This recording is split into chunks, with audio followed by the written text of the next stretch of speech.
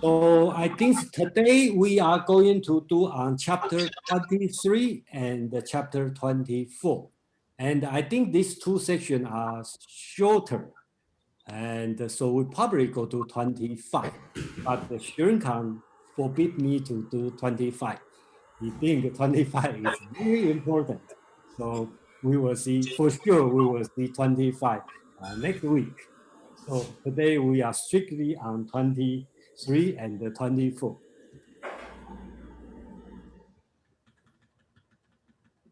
Okay, I think we can start when I'm checking people in, and then Joseph, can you be the assistant host, co-host for me? Absolutely, it'd be an Yeah, honor. so you can help me check people in, you know. Yeah, sure. Just Okay, make me so the co-host and I'll help. let me make you co-host. Yeah. So if you go right next to my name. Yeah, there we go. Okay, good. Thank you. So, good evening. Thank you, everyone.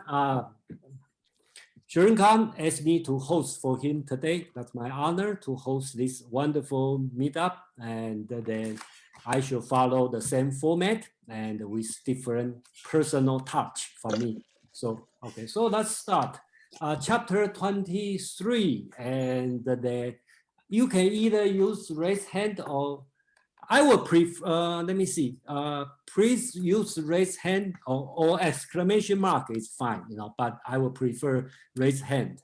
So if you want to read the chapter 23, let's see, just 1 minute. Okay, Joseph, please. Sure. You would like me to read number 23? Yes, okay. This is from the Wayne Dyer version, and this is the 23rd verse. To talk little is natural. Fierce winds do not blow all morning.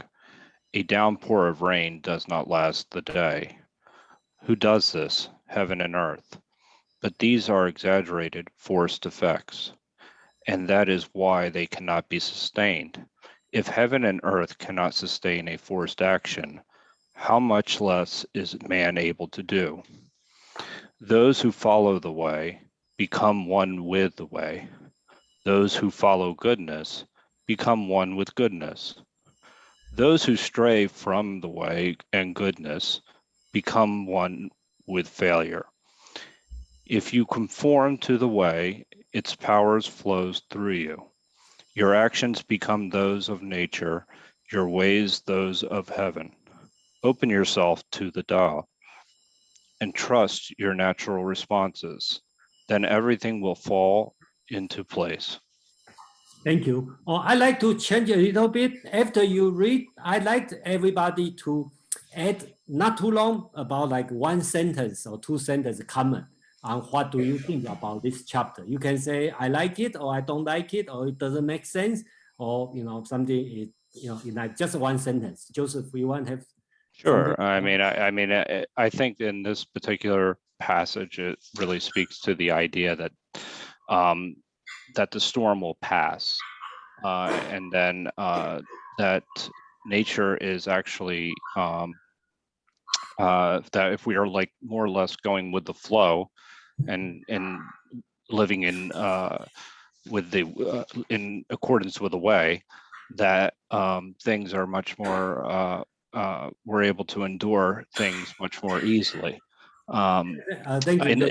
Yeah. Okay. I can go into just a short sentence, and then try to just, you know, just keep it short. Yeah. Okay. So we can have the second round. Then we can talk about how do you reflect and what you are thinking. But right now, just have a kind of like intuitive response, right? Sometimes you see like, it's strange, you know, or something. Sure. Thank you, Joseph. Thank you. Nick, please.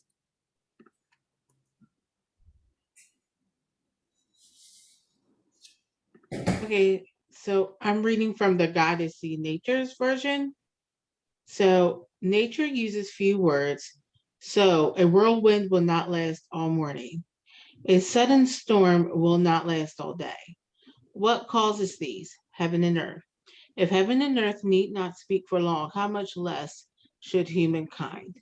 Therefore, one who seeks the Tao is at one with the Tao. One who seeks goodness is good.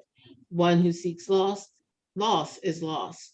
If you are one with the Tao eagerly accepts you. If you are one with goodness, goodness is happy to receive you. If you are one with loss welcomes you. If you do not trust enough, you will not find trust. And just like with this whole second part, where it talks about, if you are one with the Tao eagerly accepts you. I think it's kind of like what you put out into the world, you get back. So I believe in energy. So like the energy that you put out is the energy you receive. So good energy gets good energy back, and so on and so forth. Thank you. I don't know the sequence. That's why. Okay, that's fine. Let's go by my script. Let's go. It's Judith and Allison. Okay, please. Okay. Okay, I'm reading from Stephen Mitchell's translation. Express yourself completely, then keep quiet. Be like the forces of nature. When it blows, there is only wind. When it rains, there is only rain. When the clouds pass, the sun shines through. If you open yourself to the Tao, you are at one with the Tao, and you can embody it completely. If you open yourself to insight, you are at one with insight, and you can use it completely.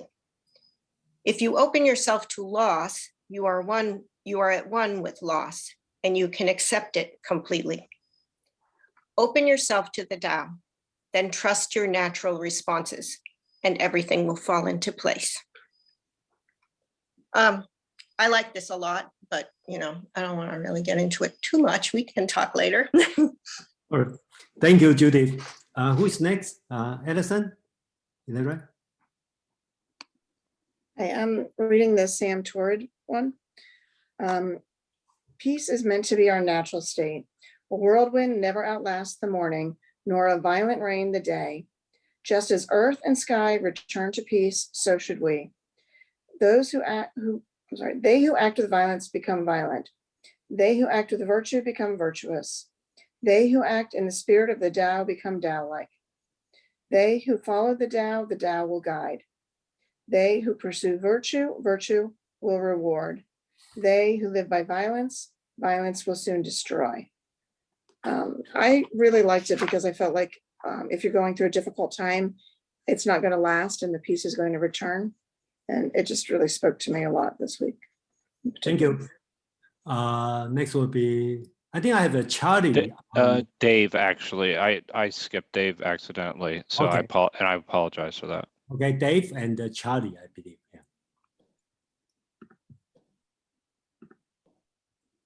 Yeah. Me, David? Okay. Yeah, David. Yeah. So, to be moderate in talk is according to nature. A hurricane does not blow all morning. A rainstorm does not last all day. What is it that makes the wind to blow, the rain to pour down? Heaven and earth. If such actions as these of heaven and earth do not go on forever, how much less should the actions of man? Therefore, he who acts with the Tao is identified with the Tao. He who acts in virtue is identified with virtue. He who fails through abandoning virtue is identified with failure. Conforming to the Tao, and the Tao will receive you gladly. Identify yourself with virtue, and virtue will receive you gladly.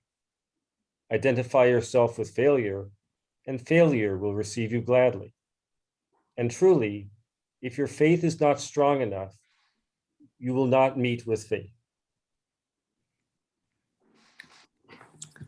Thank you. You have any thought on this? I mean, as I said, I think it's a really, good presentation about the things are ephemeral, the things will change, and that, as others said, what energy one puts out, how one perceives the situation, one will then, with the way conform and match to that energy. Thank you. I think next one will be Charlie, please. Yeah, I had myself muted. I took the interpretation from the Roger Ames and David Hall book on the Dao De Jing, and they have an emphasis on not talking. Okay, it starts off, it is natural to speak, only rarely. Violent winds do not last a whole morning, and torrential rains do not last a whole day. What is behind these occurrences? It is the heavens and the earth. And if the heavens and the earth cannot sustain things for long, how much less a human being? Thus, those who are committed to way-making, Dao, in what they do are on their way. Those who are committed to character, De, in what they do achieve this character, while those who lose it are themselves lost. Way-making is moreover enhanced by those who express character. It is just as it is diminished by those who themselves have lost it. Going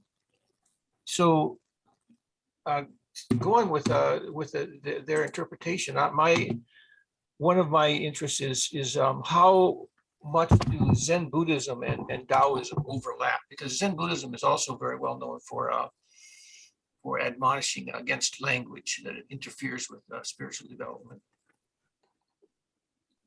Thank you, Charlie. Madeline, I think. Madeline, please. The translation I have is by Jiafu Feng in Jane English. To talk little is natural. High winds do not last all morning. Heavy rain does not last all day. Why is this?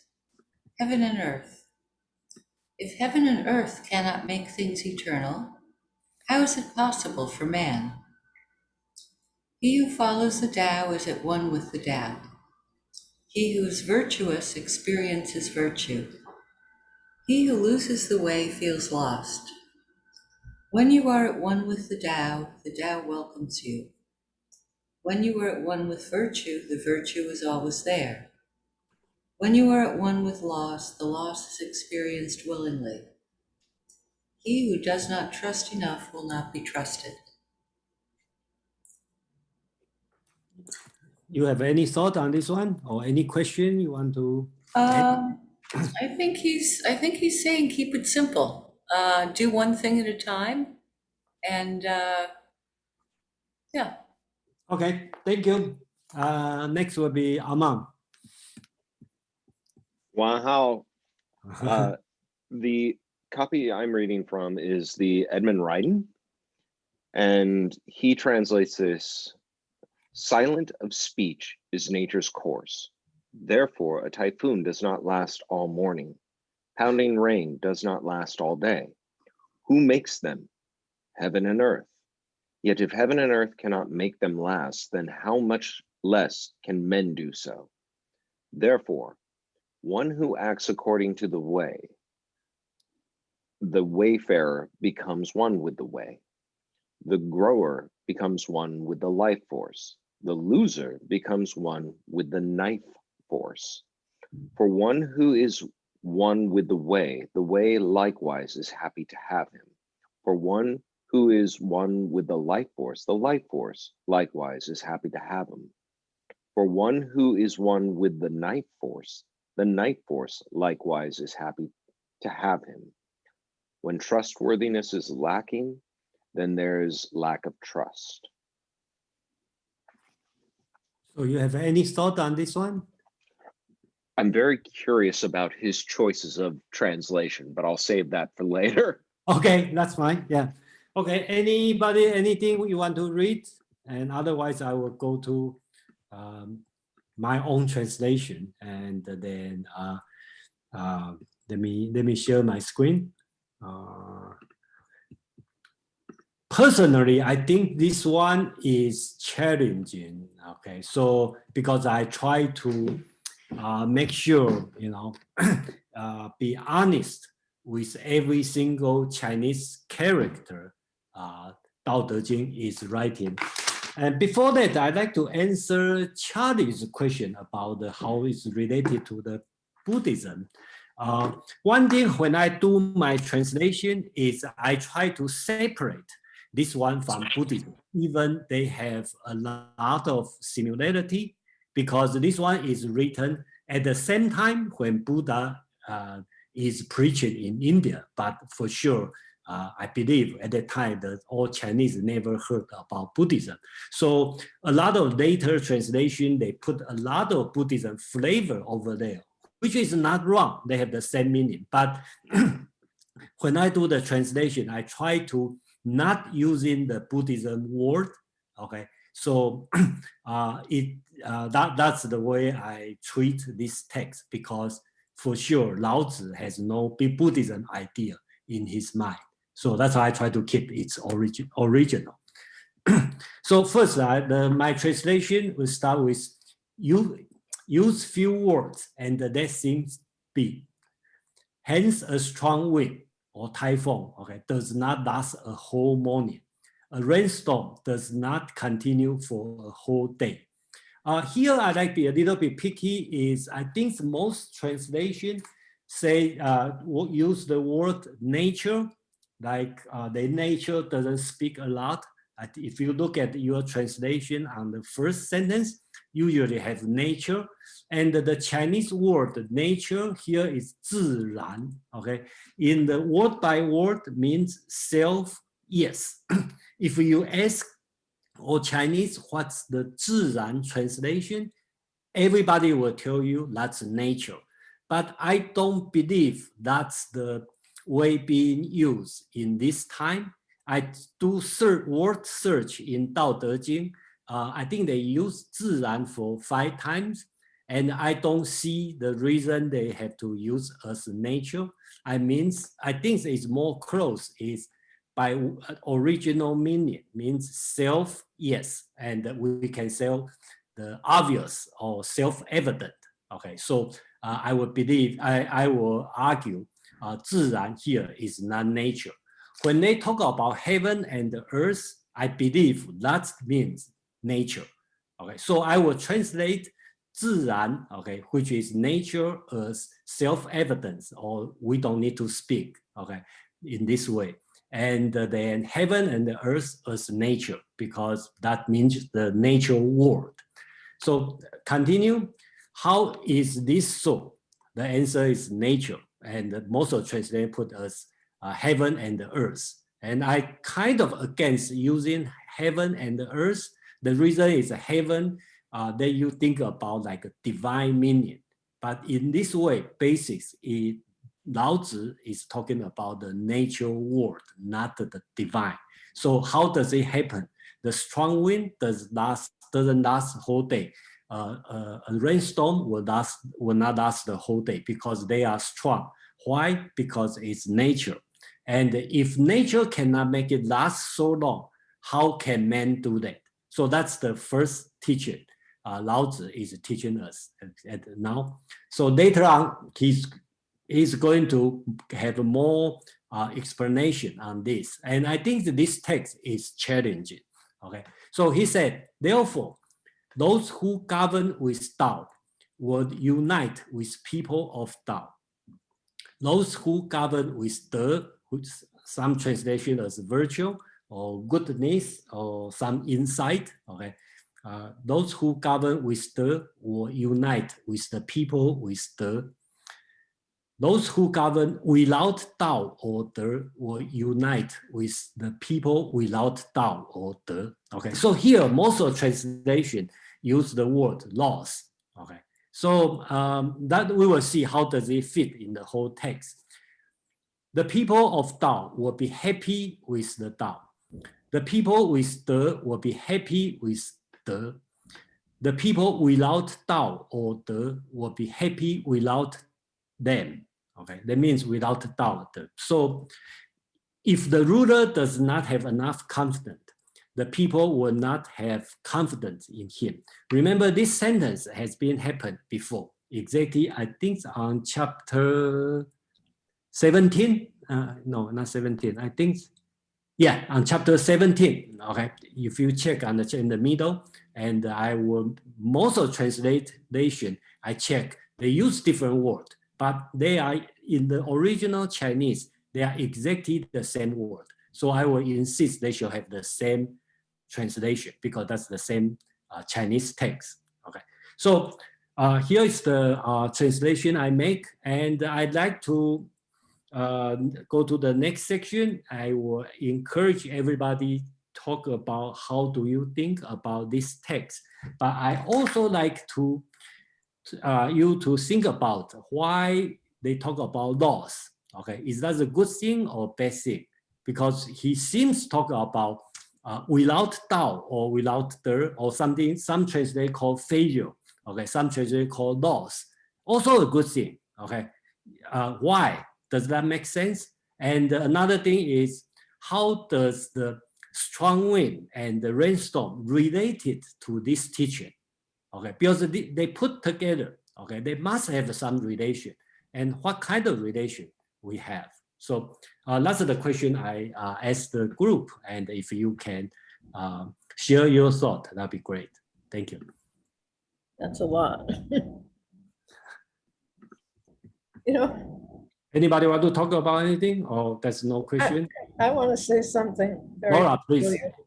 When I first read this, I felt like it was very dogmatic, and I almost felt like it was evangelistic, you know, like this will be that, and God will do this, you know, and in that kind of tone, like, you know, the God will kind of way that they preach it to, you know, in the evangelistic kind of way, you know, God this, God that, God will give, God gives you, God gives you, God gives you, you will do, you know, and it was very strange that I had that feeling from this first time I felt that the Tao poem was very, you know, dogmatic about its teaching. Is that because they use heaven and earth and then you think about God?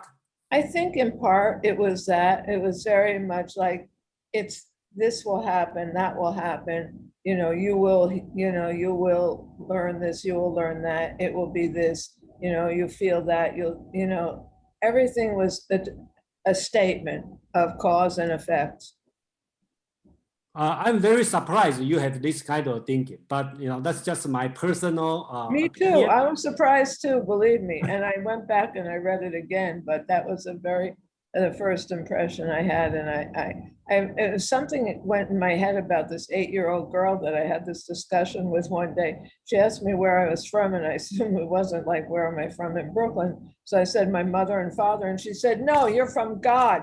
Everything in this place, with everything here is from God. We're all from God. This table's from God. This chair is from God. This room is from God. You know, everything. And she went on and on, pounding the table. And, you know, I tried to stop her and say, well, you know, I'm sorry, you know, you believe that, and I'm a different religion. Well, you know, you're Jewish. Okay, so Moses, you know, and she just, it was unbelievable. And it was this sort of the same feeling I was getting from the tone of this in a certain sense, you know, this pounding on the table. And so that's where I came from. And I know it's not right. And I went back, like I said, I went back and reread it, but it was a very— Thank you for sharing, yeah. It was very strange. Shri, what's your name? I didn't see your name. KRSN. Christian. Oh, chaos. Okay. Christian Das. I just wanted to note that Buddhism is a ism that is very adaptable to different cultures. And when it went through China, it became Chan, and when it went to Japan, it became Zen. And it very much adapted the flavor of what was there, which in the case of Zen and Chan, is very much Taoism. Taoism has heavily influenced Chan and Zen. Thank you for sharing. Yeah. Joseph. Yeah, one of the things that I took away from this particular verse, number 23, that we were talking about a little bit, and I thought that it was kind of unique, is that it's trying to convey that things will get better, things will pass. that there are storms in life and that we ultimately will get through them, and that there's a certain degree of tranquility that you can maintain in the midst of chaos, that will, because you know that this too shall pass, so to speak. I look at it as also kind of a cognitive reframing of a difficult situation.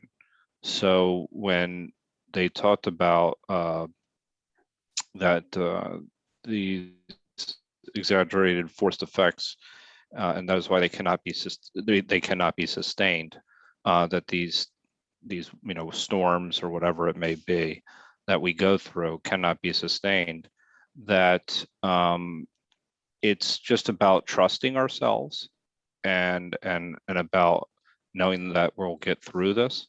And I actually, without even reading, and hearing what Madeline's translation, I believe the last line is, if you don't trust yourself, you won't trust others. It was something along those lines. I kind of feel like getting through the storm, you're actually just trusting yourself in that process. And so that's just some of my thoughts on that particular poem or verse.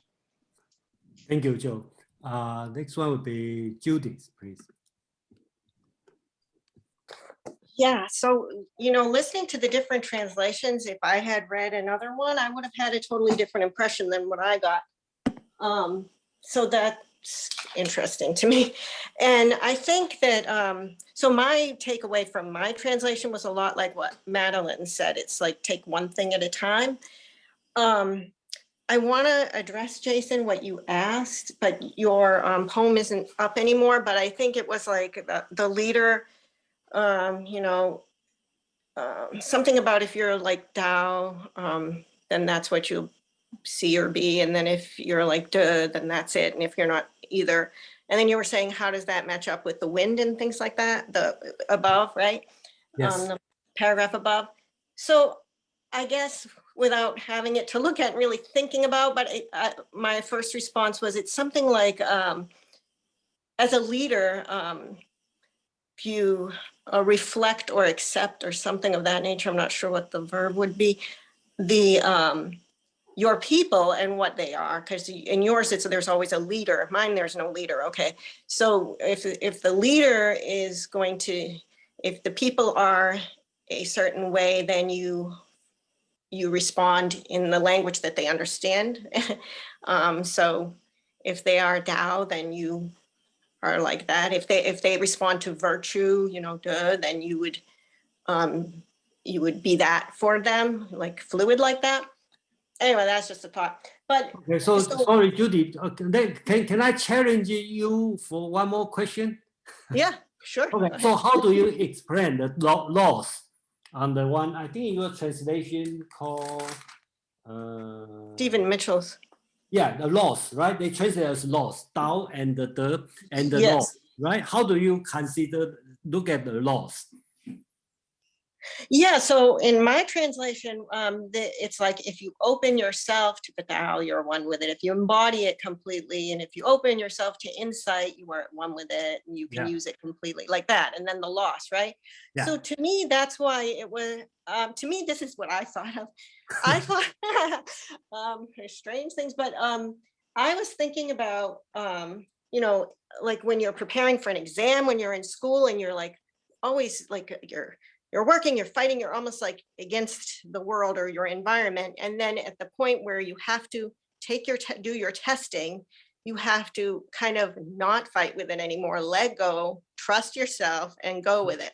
That's the kind of feeling. And the other thing that came to my mind, you'll understand how strange my mind is, but non-Newtonian fluids, like cornstarch, like if you slap on a cornstarch water mixture, it's like hard as a brick, you can, but if you gently put your hand into it, it will accept you. So I always feel like the Tao is like trying to say that, like, just take away just release some of that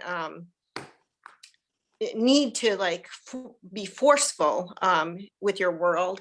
Trust your natural responses and go with the flow, and everything will fall into place. Great.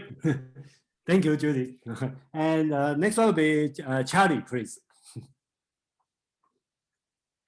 Yeah, okay. I've been very heavily influenced by Ian McGilchrist. He's a psychiatrist, a British psychiatrist who's retired now, but he wrote a book called The Master and His Emissary. And after studying that, it's really changed my mind about my understanding of Eastern versus Western philosophy. And basically what the point that he makes is that the left brain processes the data or the sensory input differently than the right brain does. The left brain wants to represent, to have representations and to form a model, so to speak. So it's basically the left brain is all about manipulation and control, whereas the right brain is like being in the present. It's implicit and so on. And the thing is that speech is on the left side of the brain. So if a person has a stroke on the left side of their brain, they lose the ability to speak. And also, I believe they lose the ability to understand language. But I'm not sure about that. Anyway, this overlap that I saw with this particular chapter of admonishing against the use of language, of speaking, is I see that within that also in Zen Buddhism they do the same thing. I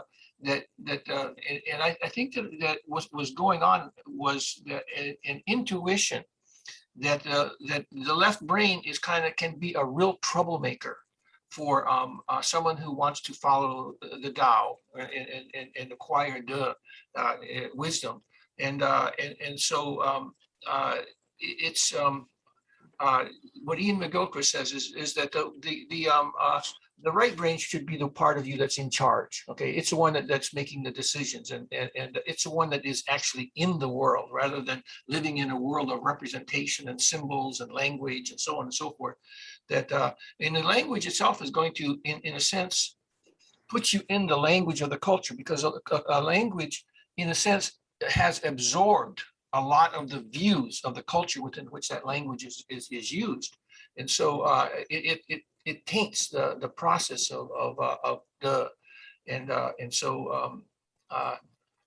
but I think that the Zen Buddhists kind of went too extreme in saying that you shouldn't do it at all. You should just eliminate language completely, and I think that it's more wise to put it in its place as something that's useful, has a utility, but just make sure you don't ever let it come into control. And I think that suspicion of that dogmatism was kind of creeping into Taoism.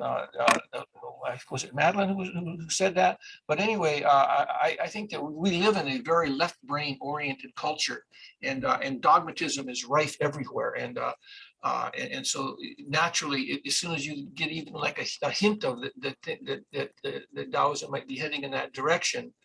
So you suggest we should use a right brain from reading Taoism? Yeah, I think that's where the Taoism is speaking from the right brain. Okay. But it doesn't speak but it doesn't have, it doesn't have language. So it has to kind of hint and, create the environment in which you can wake up and see. Okay. But yeah. Thank you. Scott, please. Okay, can you guys hear me okay? Yeah, good, thank you. Okay. All right, so in 23, I noticed there's a similar theme in chapter 9. It's okay, I'll quickly read it. Better to stop short than fill to the brim. Over sharpen the blade and the edge will soon blunt. Amass a store of gold and jade and no one can protect it. Claim wealth and titles and disaster will follow. And then this is the part that I really think reminds me of 23. Retire when the work is done. This is the way of heaven. Now, to me, the idea is to optimize our words and actions according to the Tao. Ensure that your purpose is met and continue on. So how do you think about the storm and the strong wind in this chapter? Oh, sorry, Yeah, you don't have to answer. I just, No, yeah, that's so, there's a comparison between our words and violent natural events. And, this is really good advice to give a ruler because I think it places a really heavy weight on our words. If you're in a position of power, it's really important to understand how influential your words can be. And, you really want to optimize their usage. And for everyday life, I think that this mindset can really help awareness as you approach different scenarios and circumstances with minimal hangups, like a social event or a problem or some kind of relationship issue. How can I get through this without causing any kind of hangups in the person's life or my life? How can we all get through this in the best possible way? I think it's a very important tool when it comes to going with the flow, because it's a skill you can kind of actually practice. All right, thank you. Next one is Ellison, please. I was thinking about the last two lines, and in mine it says, "Those who pursue virtue, virtue will reward. Those who live by violence, violence will soon destroy." And I think what he means is that it's an internal reward. I don't think that it comes externally. I think that sometimes you can be the most virtuous person in the world and you're never getting a trophy for it. You're not going to really get any external validation for it, but you know that you've done the right thing and made the right choices. And the same thing is that some people do really violent, horrible, awful things and they're never punished ever. But I think they carry it within them. And as I was reading this, it really reminded me of another poem. I'm not going to read the whole thing, but it's my favorite poem, actually. It's Ithaca by C.P. Cavafy. And there's a line at the end of it. It talks about like the journey to Ithaca. And it says, "If you find her poor, Ithaca has not defrauded you. With the great wisdom you have gained, with so much experience, you must surely have understood by then what Ithacas mean." And I think that's really kind of the same idea that, you make choices about how you're going to live your life, and the rewards or the punishments are things that you do to yourself. It's all internal, really. And if you live a virtuous life, then you will have the peace that they're talking about. And if you don't, if you're choosing to make bad choices, even if you're never punished externally, you're not going to be at peace with yourself. That's what I took from it anyway. Thank you, Ellison. Madeline, you still want to say something or you are fine now? I was just going to say, I thought it was very interesting, the different translations and your translation. In the first stanza, mine says, "Why is this heaven and earth? Why is this that these things don't last? Heaven and earth." So I guess that's everything there is how my translator translated it. So if everything there is cannot, not the Tao, but everything that came right after that can't do it, then how can an individual person do it? I'm on board with Allison about embodying things and knowing that you're doing it, and not so much in the Ebonique school of thought of, if what you put out there, you will get back. I think I have a darker and more cynical view than Ebonique does. And the last one, "He who does not trust enough will not be trusted." It's much more interesting when it's viewed as advice to a ruler, to a head of state, in the sort of advice to princes category, because then it's, then it really comes across that if you have a strong hand as a government and you have too many laws and regulations and things are too oppressive, it will be like Italy, where everyone is just routinely going around everything because it's such a huge hassle. All right, thank you. Next one should be Kevin, please.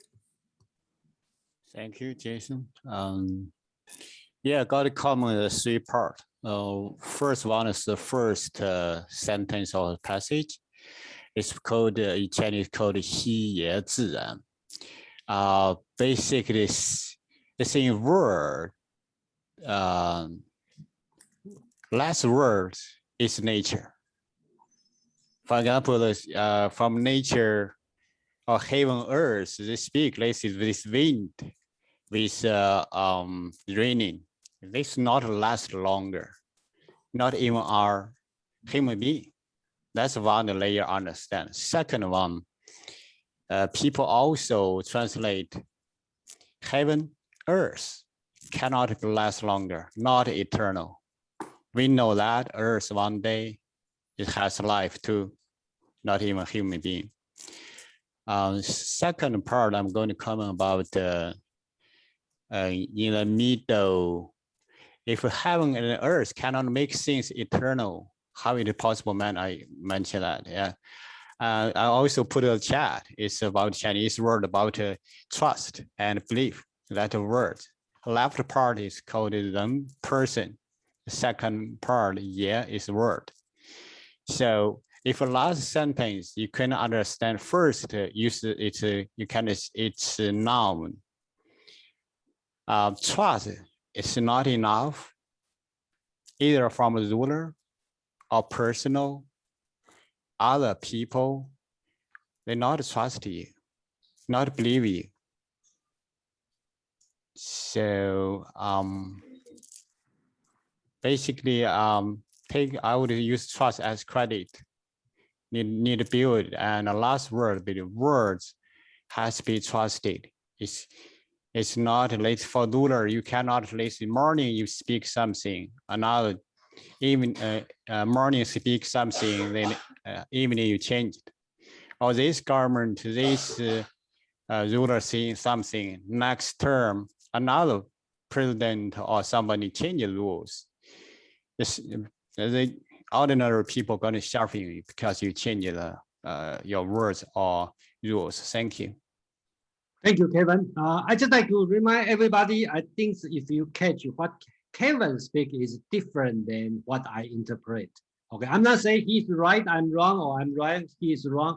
I just want to point out how difficult to read this text. So for example, he said the heaven and the earth cannot last long. My interpretation is heaven and the earth, which means the force of nature, cannot make the storm and the strong wind last long.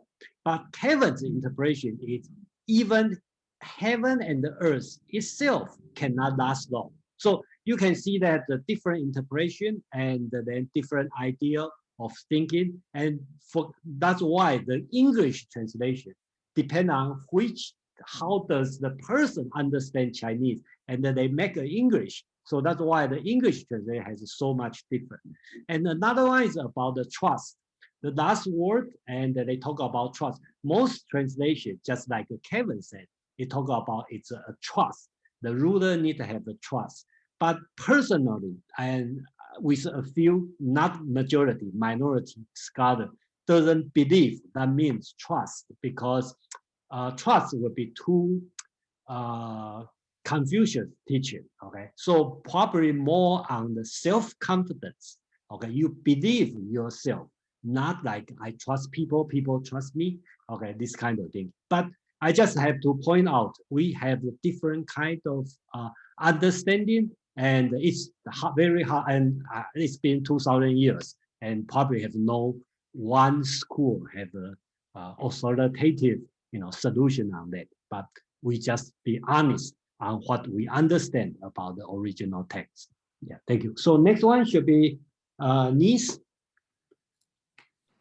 Yes, I was thinking, hearing all the different versions, I had a slightly when I put them together, I was thinking that we are being told that there is a certain efficiency to being straightforward with ourselves, having trust in ourselves, as well as the way the world is, as well as being trustworthy with our word, because people who are crooked often don't trust other people because they cannot be trusted. So even a businessman, not just a ruler, but this speaks to doing what we think is right, and makes our life easy. Like there's the stanza about working and then retiring from work, knowing when to stop, not overdoing things, not overcomplicating things, scheming, never stopping. Because working, we think hard work is always a virtue, but sometimes you can work too hard and then you ruin what you're working on. For example, in a sculpture, sometimes you reach a place where enough is enough and it has an appeal and a beauty, and then you can go too much and overdo it. Or you can say, I'm going to run my business like this, and I'm going to sleep at night feeling secure, not using people, not overthinking things, giving what I promise. Or you can always be doing, and then you lose sight of what your real work is because you're not coming from that place of knowing when to rest, knowing when to stop. But sometimes life is so much easier if we just do what we think is right, because then decisions become easier. Going to sleep at night with our conscience clear is easier. Our relationships with other people are easier because we are straightforward. Thank you, Nis. Avery, you are next. Thank you. Okay, so basically, I try to look at how all of them kind of relate together, I guess. So the way that I see it is like basically words are not very sort of important. Essentially express yourself to what you need, express what is natural. And essentially in all of these texts, it's suggesting, well, at least most of them, that the natural thing is to speak less. And I think it's more so kind of asking you to submit to nature, submit to what's natural, submit to the wind, submit to heaven, submit to the Tao, submit to the storm, say what you have to say, but then submit or surrender. That's kind of the way that I see it. Thank you. That's all I have to say. Thank you, Avery. Aman, please. I have so many questions, but I'll start with the one that's vexing me the most, and then I'll give my impression from this, and then I'll get people's feedback. The interpretation I read, he has a very small commentary on, and it says, the initial metaphor makes clear that everything only lasts for a certain period of time. There is a time of growth and a time of loss, and both are aspects of the way. Some translations associate only the time of growth with the way and assume that the time of loss refers to losing the way, but such a reading does not fit the grammar structure of the passage. This is where my question is. The words for life force, which is how he translates the, and knife force, which is how he translates shi, sound alike in ancient Chinese and even in some older dialects today. Excuse me, Aman, you talk about shi. How do you translate that word? Shi, let me see. No, the first word you talk about Dao, right? And they talk about De. Okay. No, the. He's translating the as life force, and he's translating shi as knife way, which translates more as loss, if I'm not mistaken. Okay, got you. Okay, go ahead. Sorry for interruption. Yeah, I'm putting it in the chat. He says these words rhyme in ancient dialects, which I've never heard a dialect where shi and the actually rhyme. But that was his assertion. My impression of this, though, and I'll put that out there for people to, anyone who's really good at this to ponder on, but what you did with your translation that I really liked was you made a more collective translation. So many of these make this about an individual who follows the way, an individual who follows Da, an individual who, but your translations talks about those who govern or the people who follow the way. And it makes it a more collective thing. And in opening it to that interpretation, it seems clear to me that this is a passage about how one goes about weathering storms, whether you're talking about a political storm or a social upheaval. When there are typhoons, when it is hard rains, you cling to those around you, and the people around you will be people of character like yours. If you are of Dao, they will be of Dao. If you are of Da, they will be of Da. If you are of neither, they will be of neither. Okay. But the idea of confidence being the failing to be confident or have trust in those around you. My interpretation of that has always been the calamity here is to not know yourself well enough to know what the character is of the people around you, and to have expectations of them that you don't bring to the table yourself. That's my general impression of chapter 23, but I'm really curious about this the and shi rhyming in any dialect of Chinese. So that's my 2 cents. Well, I would say it makes sense to the analect, since I know 2 different dialect, which is so-called Hakka and Hokkien. And then these 2 dialects being used in Taiwan and being considered more close to the ancient Song than the Mandarin itself.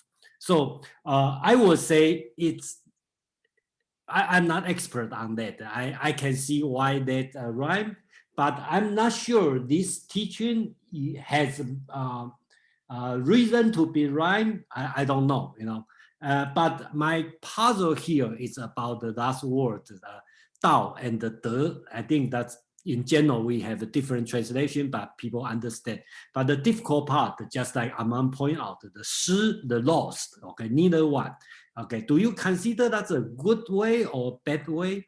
My interpretation is also good, because you can rule or deal with your business following with Dao, or you can do it following with De, okay, which is the one rule of follow in Dao, or you can do neither one, not Dao, not De, just do your own way. That's fine too. That's why he said you should be happy to do that. The exact word in the original text is happy to gain it. Okay, so a lot of translation lost the word happy, but the original text, the 3 way, Dao and the De and the loss, okay, they all happy. So when you translate as failure, and how can you happy? I think we need make some sense on that. So that's why I don't see that means failure or really loss. That means you are ruling or dealing business without doing Dao, without doing De, but still okay, as long as you don't make it too strong, okay, forceful, like brainstorm. That's my interpretation. So not to interrupt, but I'm dying to know, where does he get the translation knife way from? Sure. Knife way, like a knife? Yeah, Dao. I don't know where they get the word knife, because shi means loss or without something. And the character is made up with father and something else, but I don't know where knife. I think that's nothing with father. It's ancient word shi is it's like a knife. The small, basically. Oh, you mean shi, the original? Yeah, that's original. Yeah, that's the original meaning is knife. Yeah, there's some weapon. Yeah. Okay. Okay. Yeah. But I don't see here has any reason to explain as a weapon. Okay. So Kevin, you have any? Your hands up. So you are next. So you have any idea why you call it heaven? Yeah, I first encourage us, Aman, right? That Aman is bringing some so beautiful points. Those old word that's we currently translate is 死 is lost. It used to be, it's like you are right. It's not as regular, the double sword like a knife, very short. You can put in your pocket, that kind of called 死. That means that's original. It's here with that meaning. It could be. So I open-minded for that. So I'm going to dig down for that too. And hold on, Kevin, let me ask you a question. I think I don't see this word as a weapon. I just realized it's 死, the other words should be weapon, 死, without the other words is, it's different. Let me write down. Oh.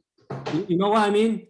Yeah, maybe this different word is a weapon, okay? Yeah. The other words means loss. There's nothing with a weapon, okay? So I believe there's some mistake in the translation, It's the same word, I believe. Similar could be miswriting or something. Could be, yeah.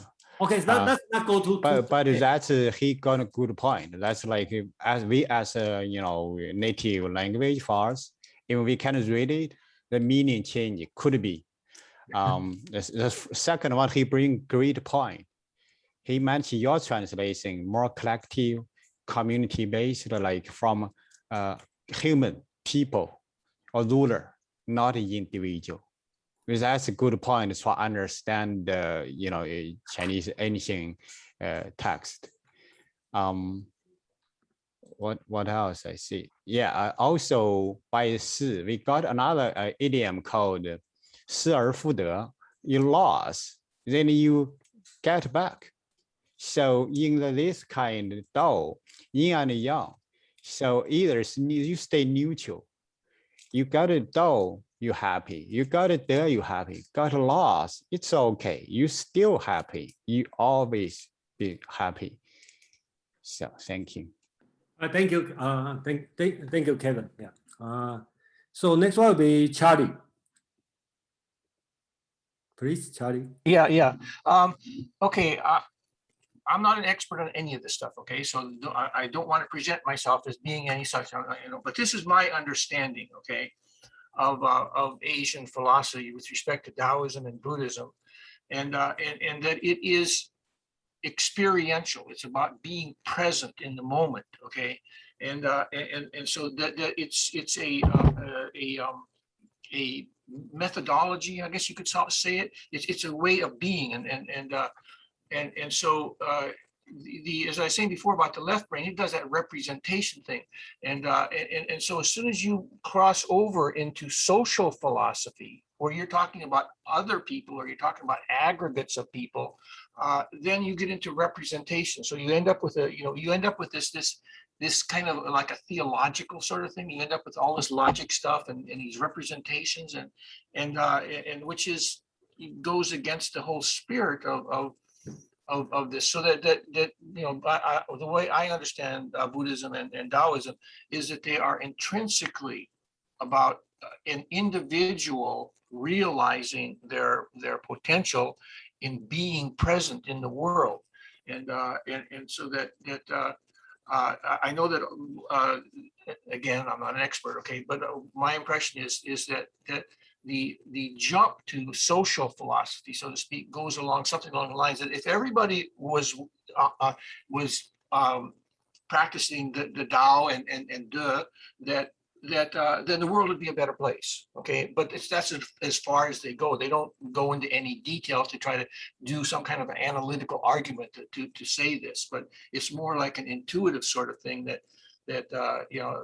if the more people who are practicing the way Tao, the better the world would be.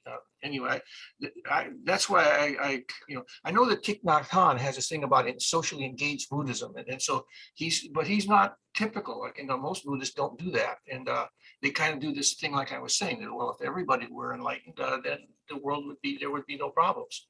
But anyway, I just wanted to kind of bring that up. Thank you, Charlie. Okay, so before we move to next section, anything want to comment on this one?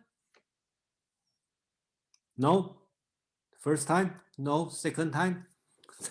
Oh, Laura, please.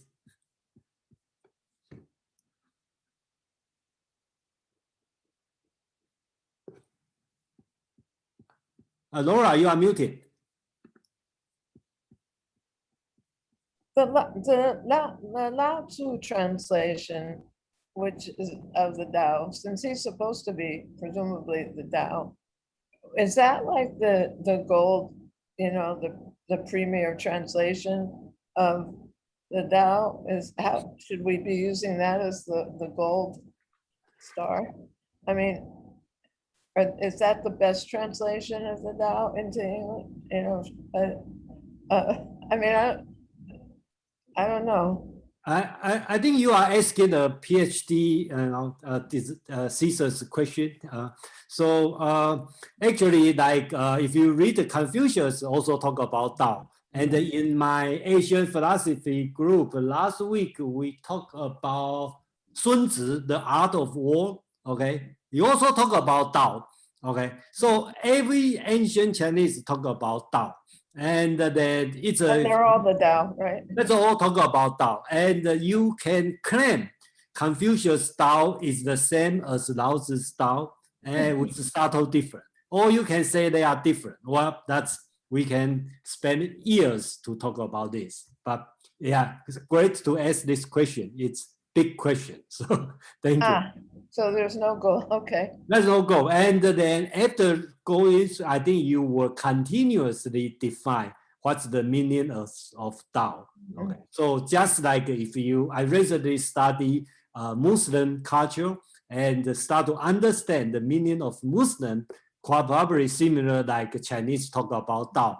It's continuing, it's kind of the highest, way or something. It's not that easy. We just use one word can translate. If you ever put all these translations kind of next to each other and read them all together, is there any way of like analyzing sort of frame by frame which translations may be the best? I don't know. Sometimes according to Tao's teaching, if you study too much or too many translations, just confuse you, So I probably follow Tao. I just look at the original text. I do my own research. I try to ignore the majority saying. I just look at what I'm thinking and try to verify, So that's the way I'm doing. So from time to time, my translation is very different than other people because I try to do it in the But you're looking at in Chinese. So you're looking at the original Chinese? No. Yeah, I'm looking at the original text. I even ignore the Chinese scholars' interpretation. Okay, I just do it my own and verify with them, and then see whether or not they can convince me. If they cannot convince me, then I use my own. So that's the way I do it. Okay, so yours is pretty pure. Okay, we'll go with you, Jason. Amon, please. I just wanted to address Laura's question a little bit about where do we turn to look for sort of the origin of the Dao De Jing or the Tao or Taoism. And it's really, like Jason was saying, it's incredibly hard. Chinese were speaking of the Tao for centuries and centuries and centuries. But around the 2nd century BC, a scholar named Sima Tan actually was the first person to sort of coin the term Taoism as a school of thought. Wow. And he did that by deciding that this was an amalgamation of these different thinkers who he saw as all having very similar characteristics and to his mind were the best. So you can coin Taoism's inception point at the 2nd century if you want with him, but he claims it's older with texts like the Lao Tzu and the Chuang-Tzu, and they would claim theirs older, and older is better in China. That's just a general truism. Okay. Yeah, thank you, Amon. Yeah, that's very important. Sima Tan and Sima Qian, father and the son, they write the history. So all these Chinese thinkers, you heard about Confucianism, Mencianism, Taoism, all these names are assigned by the Sima family. Okay, they are historian, so they give the name, okay, to this school, and we have been used for 2,000 years. Okay, and the Westerner also follow this tradition. So when they are speaking, they have no idea they are founding a school. Okay, so that's a very Well, that's important. good to know. Thank you. I'll Yeah, make thank you. sure when I start to study, I'll start at the right point. Madeline, Thank you, please. Jason. Yes, at some point somewhere I had read that Taoism was an outgrowth of the original indigenous animism, which of course existed all over the world. And I was just wondering if anyone can confirm or deny that. I can comment on that because Taoism, I believe, same as Zhuangzi, another Taoism teacher, is kind of on the southern part of China. Okay, it's different than Confucianism, which on the north. But again, when I say south, just the south of Yellow River, still north of Shanghai. Okay, so that's I call south, but that's from different, and the language is a little bit different. When I read the Confucius writing and the Taoism writing, the language they are using is different. Aman, please. Yeah, Madeline, the answer is both yes, no, and sometimes. It really is more almost a superstructure around which other practices can build up and develop. So the indigenous animism of China, the indigenous animisms multiple of China, were able to take Taoist ideas, thoughts, and build their traditions around them. But that doesn't mean it was always like that everywhere. Other Taoists did not practice religious animism as much as they did sort of philanthropic activity or iconoclastic activity, or you even get, in-depth scholars. Ge Hong, who was revered as a Taoist, was probably also the busiest man in Chinese history, which seems like the antithesis of being a good Taoist, but really is considered one of, the fountainheads of a lot of the modern development of Taoism. So there's so many different versions of it that, yes, it is sometimes the case that Taoism is that off-growth, but there are other times where you can find it and it is absolutely divorced from some of those traditions. Yeah, thank you, Aman. Ge Hong, okay, that's what he mentioned. Ge Hong, that's a okay. So this text we are reading, I just have the strong message here is nothing with religious Taoism. Okay, religious Taoism is totally separate. Even they use Dao De Jing as one of their canon, but they are different. So this text, we are pure philosophical reading, not religious Taoism reading. So we have Kevin and Charlie, then we have to move to the next chapter. Just a quick follow-up. In Chinese history, Asian, the North first developed. It's like then during the war, any war come up, they're going to like migrate. Let's say ordinary people try to avoid the war, so easily going to the south side. So if you see Confucius, more talk about the order-based kind, collectivism, and the rules, something. And from the south side, it's not, I would say, kind of like opposite today. It's close to sea. It's more developed than the inner land. Thank you. All right, thank you, Kevin. Charlie, please. Yeah, I was just going to bring up something that you already dealt with, but I just want to affirm it. My wife is Chinese, by the way, and from Taiwan. And she's also Hakka, which your comment about the Hakka language was interesting. Yeah. But when I've been in Taiwan, the Taoists were people who were like magicians and fortune tellers, and they would officiate at weddings and funerals. And to me, you know, there was no philosophical content at all. And so I just wanted to, you know. Yeah, so don't mix with that Taoism and this Taoism. That's a philosophical Taoism we are talking about. We are not talking about shaman, fortune telling, you know, good luck. We are not talking about this kind. So I'm glad you brought that up. I wanted to just reaffirm. That's what I was going to bring up. But yeah, if I'm looking for this part, then you're probably in the wrong meetup. So yeah, okay. I'm not looking for that. Okay, great. If everybody looking for the good fortune or something, then you're probably not in the right meetup group. So okay, let's move on for the 24. Okay, so anybody want to start to read? Just follow the tradition. We want to read this one and then give a quick comment and a quick how do you think about this one? Okay, we have the Joseph, please. The 24th verse. If you stand on tiptoe, you cannot stand firmly. If you take long steps, you cannot walk far. Showing off does not reveal enlightenment. Boasting will not produce accomplishment. He who is self-righteous is not respected. He who brags will not endure. All these ways of acting are odious, distasteful. They are superfluous excesses. They are like a pain in the stomach, a tumor in the body.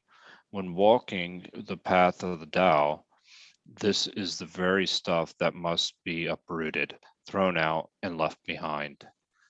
My initial thought is this is essentially to get rid of your ego. That's the way I looked at this. Thank you, Joe. Judith. Okay, Stephen Mitchell, again, translation. He who stands on tiptoe doesn't stand firm. He who rushes ahead doesn't go far. He who tries to shine dims his own light. He who defines himself can't know who he really is. He who has power over others can't empower himself. He who clings to his work will create nothing that endures. If you want to accord with the Tao, just do your job, then let go. Yeah, that ego thing that Joe said is pretty much my feeling from it. So you think that's get rid of your ego? Okay, thank you. Anybody want to read your own translation?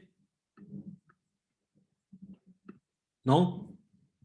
So people are not interested in this. Okay, Madeline, please. Yes, I love this one because I love the ones with the vivid imagery. So mine is, he who stands on tiptoe is not steady. He who strides cannot maintain the pace. He who makes a show is not enlightened. He who is self-righteous is not respected. He who boasts achieves nothing. He who brags will not endure.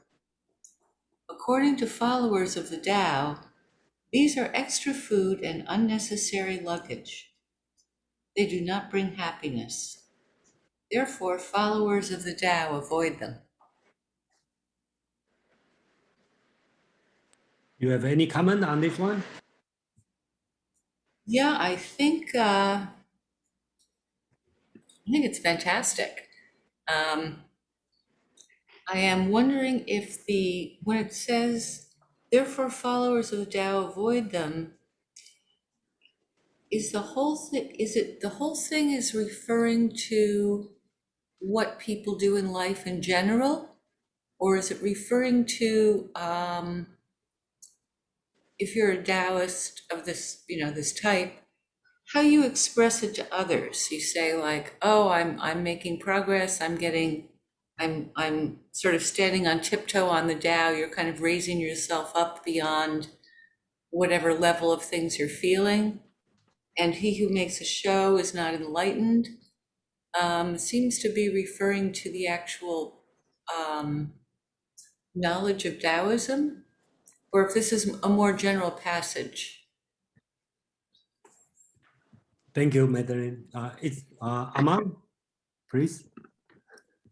I have a translation here that I just really like. It's by Ralph Allen Dow, and in his translation of this is, standing on tiptoe will only make you tipsy. Walking with long strides will not allow a long walk. Shining the light on yourself will never enlighten you. Being self-righteous precludes you from being right. Boasting about yourself will never boost your eminence. Parading yourself parodies leadership. Tao consciousness avoids the cultivation of all these ego-bloated voids. You have any thought about this? I just really like this almost whimsical vaudevillian way he translates this particular passage. But yeah, I think everyone said it. It's very much the stop overfilling your cup, stop overdoing it. So does anybody see this one? It's basically redundant with the chapter 22. Because the chapter 22 talk about exactly the same thing. And I do see some translation, they translate a little bit different, but the word they are using basically is identical with the chapter 22. Does anybody notice there's a similar on the previous section? Or so I'm going to share my translation. Basically would be same as most, same as most of people doing, okay? So basic here I'm doing is, he who stands on tiptoes does not stand. He who stands on his pace does not walk. He who reveals himself cannot be known. He who asserts himself cannot be appreciated. He who flaunts himself cannot be given credit. He who reverses himself cannot endure. Speaking from the point of view of the Tao, there are like leftover food or unwanted fat, which are things of disgust. Therefore, the people of Tao avoid them. So if you look at on the chapter 22, which we read, I think last week or 2 weeks ago, actually exactly the same thing, okay? Chapter 24, okay, they are exactly the same word, but different logic, okay? So basically it said, like in chapter 24, it said, if not doing something, then you can be, if not B, and if not doing A, you can have B, okay? And that's 4 times, 4 different vice, okay? Don't do this, and then you can be this. And in chapter 24, it do the same word, exactly the same word, okay? Lao Tzu is talking about doing this, then you cannot be this, okay? So basically, it's chapter 22 is A, not A, then you can have B. Then chapter 24 is A, then you are not B. So by logic, that means A and the B are exclusive, right? So basically in the text, if you are reveal yourself, you cannot be known. If you assert yourself, you cannot be appreciated. If you front yourself, you cannot get a credit. If you reverse yourself, then you cannot endure. In 22, we talk about just reverse, right? If you reveal yourself, you will be known. If you don't assert yourself, you will be appreciated. If you don't front yourself, then you will get the credit. If you don't reverse yourself, then you will last long or endure. So basically, they talk about exactly the same thing. So that's one thing I'd like to point out. So the so-called, I call it the 4 vices you should avoid. Okay, they repeat again. And the second thing, how do we relate it with these 4 vices with standing on the tiptoe, or you have the strength on your pace. Okay, how does it related? Right? He talk about tiptoe. Okay, talk about stride. Okay, cannot last long. How is related these four so-called four vices? So that's the question I have for the group. So if anybody have any thought or anything about the lesson from this one, please respond. Yeah.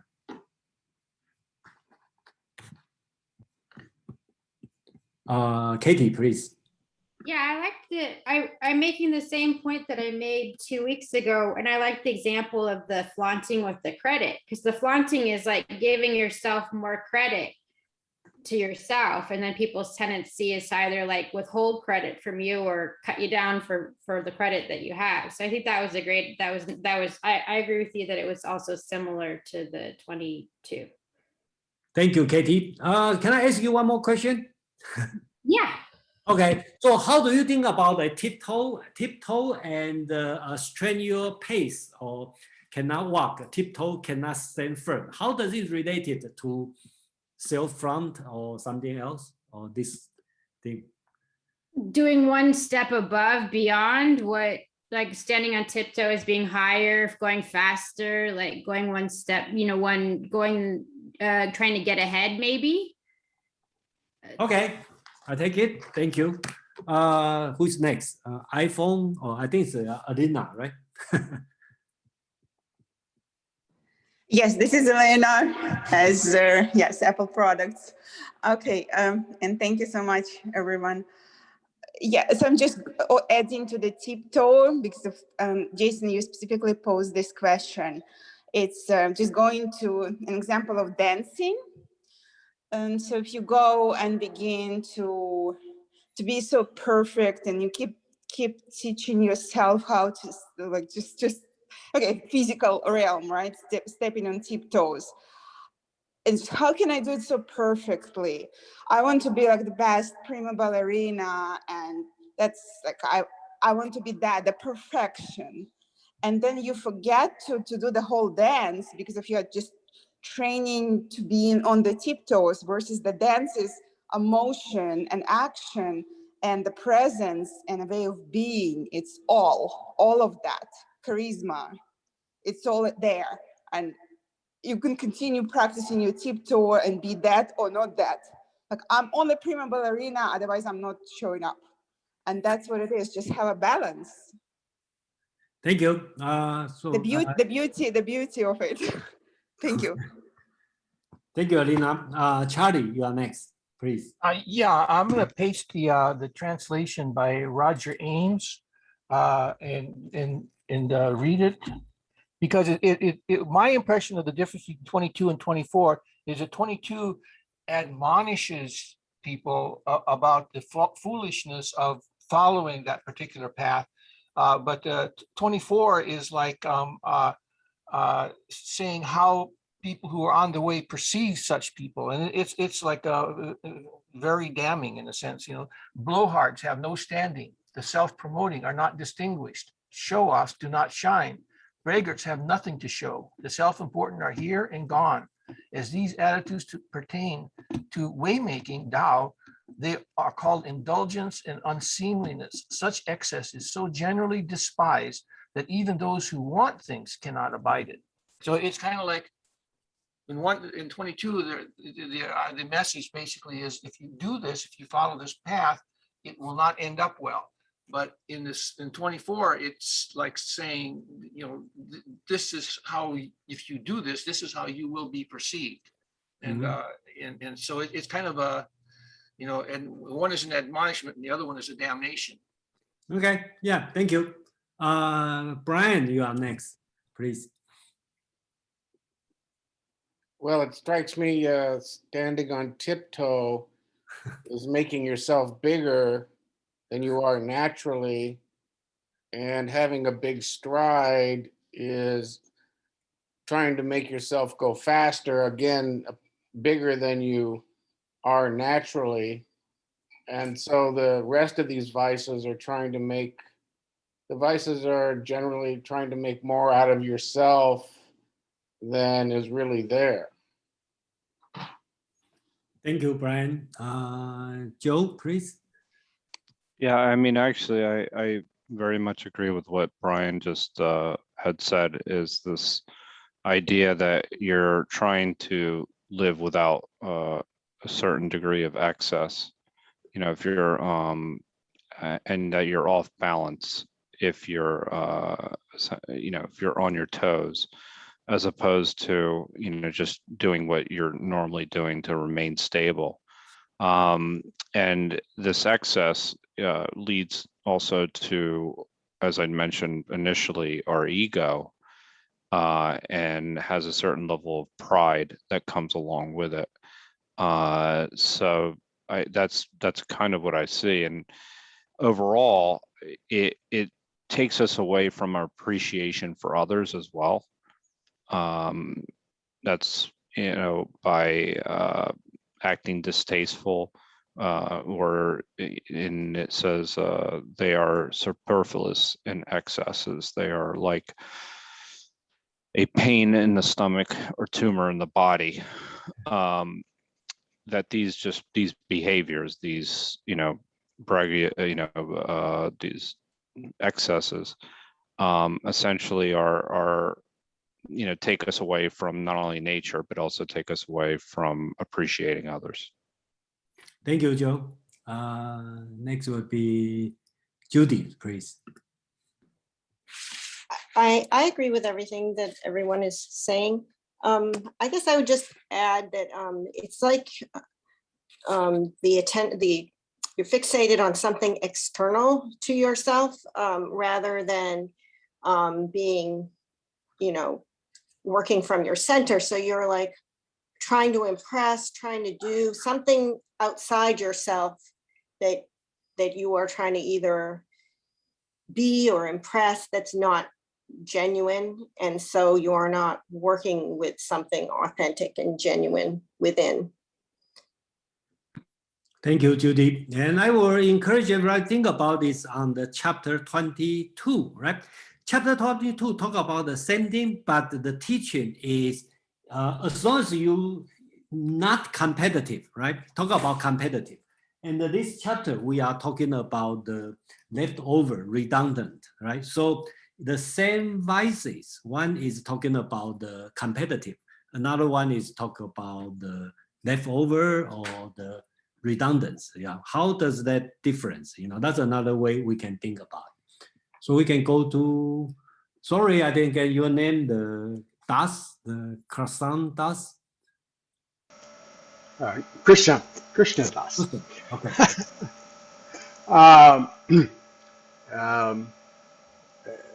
Being puffed up is an evolutionary strategy which is pretty normal. Almost all critters have it. Cats puff up, antelopes stalk. People puff themselves up to be big. And you know, what Lao Tzu is saying is, do this, but then quit. You know, just do it measuredly. How do you say it? Quality thought, quality doing. Thank you. Next one, go to Charlie, please. Let's see. Yeah, this is kind of a quibble sort of thing, but I'm going to post an article by Douglas Hofstadter, the guy who did Gödel, Escher, and Bach, talking about how the Google Translate does translation, and his criticism is that a machine can never understand language. You have to be a human being to understand what is being said. But a machine can go pretty far, okay? But anyway, often we talk about the use of analogies like standing on tiptoes, and I suspect, I don't know, you know, because I'm not an expert on ancient Chinese, that a lot of these analogies that are in the actual written language of the Dao De Jing are contextualized understanding if you happen to live at that time when the writing was happening. And so if you don't have that background, then it's kind of like you're shooting in the dark, so to speak. And it's like, well, you know, I'd rather listen to somebody who really knows that ancient Chinese and can understand what those metaphors and similes and analogies are, to try to explain it. Because if I try to understand it myself, I can only do it from within my own culture. And standing on tiptoes is like, I can see, well, that's trying to stand up above the crowd, but there's lots of reasons why a person might stand on their tiptoes, like for instance, being a ballet dancer. Anyway, it's for me, it's Douglas Hofstadter gets into this whole thing that machines aren't human beings, and it's this whole idea of looking at a translation is like poetry. It's almost impossible to translate poetry well, because poetry uses language in such an artful and deep way that trying to translate it, to try to recreate that experience that happens with the original language is really near impossible. Anyway, I know it's kind of a quibble and it's kind of trivial, to bring it up, but I just thought maybe it would be worthwhile. Yeah, thank you. I just want to remind everybody, this one is 25,000 years old. So even I know the text, right? I can read the words, okay? But the distance for me as a native Chinese speaker to the 2,500 years old, and from you guys, okay, to cross the cultural difference, and the 25 is probably almost the same, right? So that's the view on that. And I probably have advantage because I know the culture, I know the words, but in another way, this knowledge could be a burden and mislead me, okay? So I always see we probably have the equal understanding of everything. So, that's my stand on this, translation. We all do our best to understand what we have, in this text. Thank you. Aman, please. Yeah, not to take away from you, Charlie, but I do want to push back just a little bit. Context is important, and being able to, sort of put your mind there as much as possible to understand the contemporary nuances of what's being said definitely has a value. I think in chapter 22, we encountered that more than even here, where that opening line in chapter 22, which read something like yielding while remaining whole. That's so specific to time and place, an idiom of its place, that it's very hard for us to understand that. But I think there are more universals in poetry, and it's why metaphors like standing on tiptoes or shoulder to the grindstone are selected, because they are a human experience that doesn't need as much context. We've all experienced the feeling of being far too high on our tiptoes for whatever reason and feeling our balance, lose us, or walking down a flight of steps and thinking there's one more step to go and feeling ourselves stride too wide or getting our pace ahead of our steps. We have these physical embodied experiences which come through in the metaphor, and I think that sometimes those are what's being selected, and that's why I think we get this rehearsal in 24 of 22. 22 was much more idiosyncratic to time and place for people who would have known that. What you're getting here is something much more universal that anyone anywhere should have a better ability to sort of capture the metaphor and feel it for themselves. Yeah, thank you, Aman. Chapter 24, actually, Aman talking about one important so-called 委曲求全. That means you have to be bend yourself and to survive, okay? But sometimes in today's sense, okay, it probably means negative sense. You sacrifice your dignity to pursue something like, getting more money, something like this. So, different interpretation, but that's the source of the chapter 22. So, Katie, please.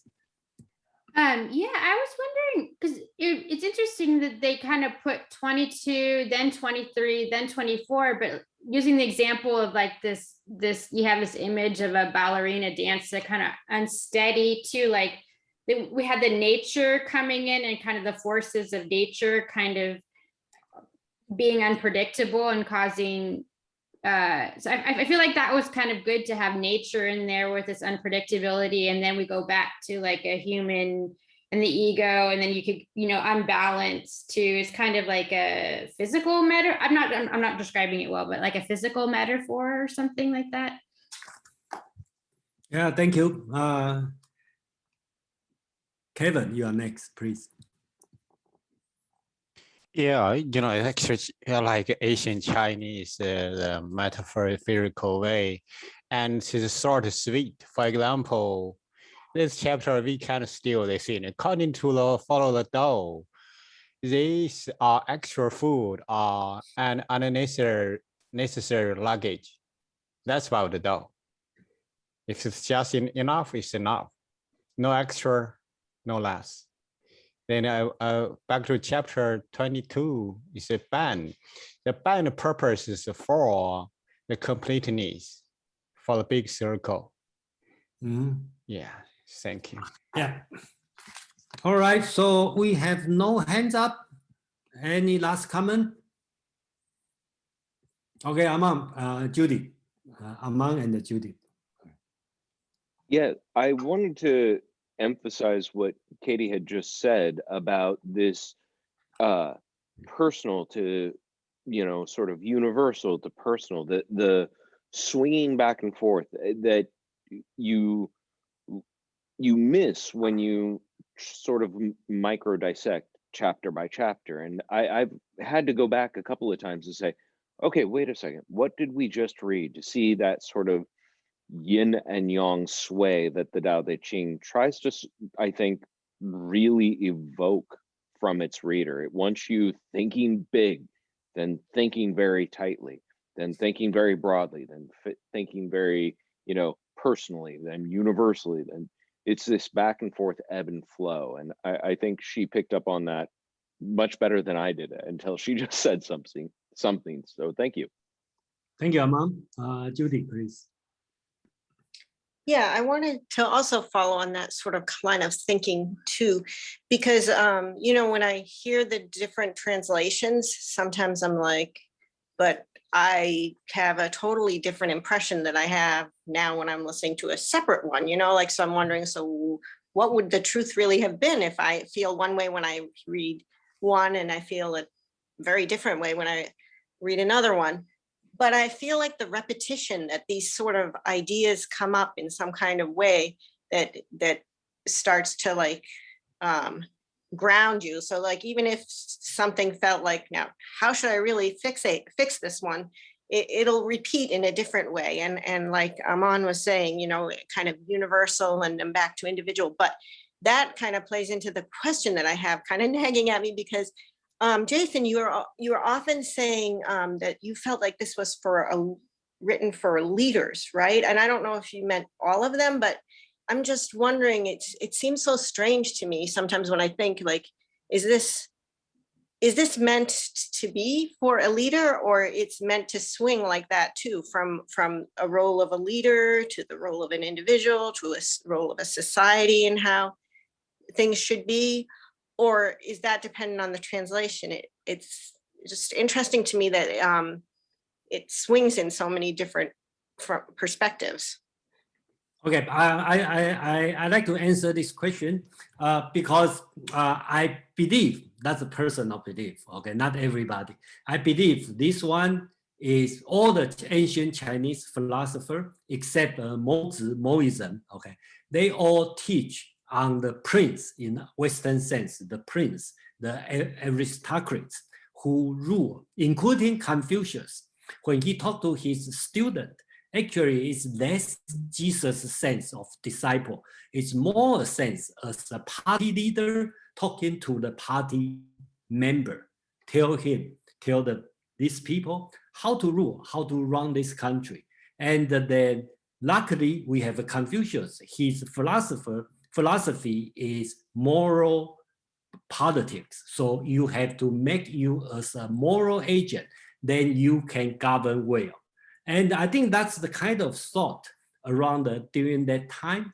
That's why Judy talk about sometimes confused, because I just cannot, unless somebody convince me, I cannot believe Lao Tzu or Confucius is talking to you and me or somebody on the street, like Socrates, barefooted on the street and they tell something, how do you know something you don't know? He's not this kind of person. He dress up and talk to the people who is ruler or governor or going to rule the country. So I believe that's the society, not the Socrates sense, barefooted and sitting on the street talking about a lot to the young people. No, not this kind of sense. That's I believe.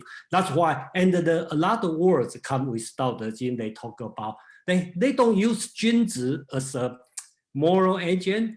They all use 圣人, the sage, okay, which is no way to be moral agent. Sage must be the ruler because that's the sage, not Indian sense, Indian sense of sage, the holy man. No, it's talking about the sage king. Okay, so that's my interpretation, and that's why I do it. But again, when you read this lesson and you say, that's I learned, so I can run my business this way, I can deal my life this way. That's a secondary, your reflection. So that's my personal share, and that's the way I do the translation. I think we have to go back to the original.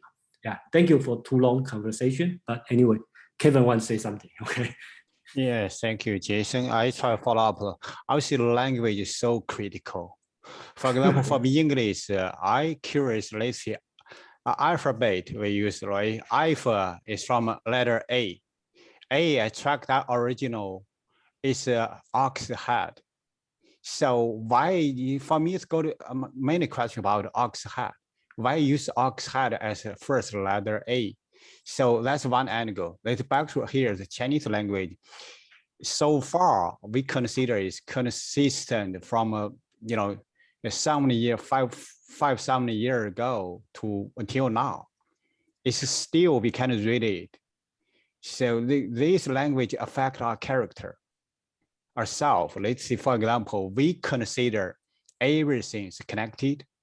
Let's see, you see those metaphor like from a collective universe. So from Aman perspective, we try to use a universal perspective from personal, individual, society, ruler, or manager. And let's see, from even we last chapter, we use the earth, sky, earth, and individual. So the person we try here is only individual. Use wind or something. Always is like metaphysical. We didn't feeling that kind of. Oh, okay.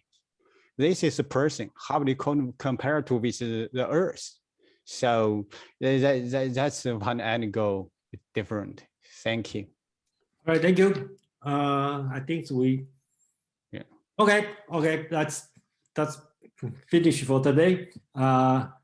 I got to go, and it's late in your time. Most of the people in New York, and thank you very much. Thank you, Jason. Thank you, Jason. Everyone else. Thank you. To run this seminar or this meetup, and then my pleasure and my honor. And next week, according to Shrinkan, is the most important chapter, chapter 25. So I expect to see his favorite chapter. See you. Is it his favorite or is it the most important? His favorite one. Forbid me to go to chapter 25. He said you can end early, but don't go to 25 because that's the most important chapter. I want to do it at the beginning of the section. So make sure everybody show up next week. So Thank you, Jason. 谢谢，慢慢做。 OK， 我要吃饭了。OK， good night. Good night. Thanks, Jason. OK， bye.